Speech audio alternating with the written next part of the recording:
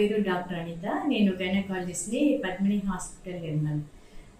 Recently నేను Prayagraj Kumbh Mela attend అయ్యాను. అక్కడ వాతావరణం కానీ, వాటర్ కానీ, పరిసరాల పరిశుభ్రత కానీ ఎంతో అద్భుతంగా అన్ని కోట్ల మంది జనాభా వచ్చినా కానీ ఇక్కడ కూడా చెత్త చెదారం లేకుండా మెయింటైన్ చేసిన యూపీ గవర్నమెంట్ కానీ అక్కడ ప్రజలను కానీ చూసి ఇన్స్పైర్ అయ్యి, అరే మా గోదావరి మా నది ఎలా ఉంది అని ఒకరోజు వెళ్తే ఎటు చూసినా ప్లాస్టిక్ కాగితాలు,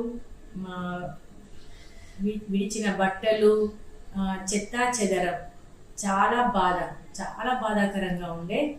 అయితే దేశం కోసం ఎందరో మహానుభావులు ఎన్నో త్యాగాలు చేసి తెచ్చిచ్చిన స్వాతంత్రం అనుభవిస్తున్న మనము, జీవితాన్ని త్యాగం చేసి స్వాతంత్రం తెచ్చి అనుభవిస్తున్న మనము కనీసం మన జీవితంలో కొన్ని నిమిషాలు, కొన్ని గంటలు దేశం కోసం కేటాయించలేమా అని అనుకొని నేను నా స్టాఫ్ ఈరోజు గోదావరి నది ఒడ్డిన 3 గంటలు శ్రమించి అక్కడ ఉన్న చెత్త చెదరం అంతా ఒక గార్బేజ్ బ్యాగ్లో కలెక్ట్ చేసి తీసుకొచ్చి డంపింగ్ యార్డ్లో వేయడం జరిగింది.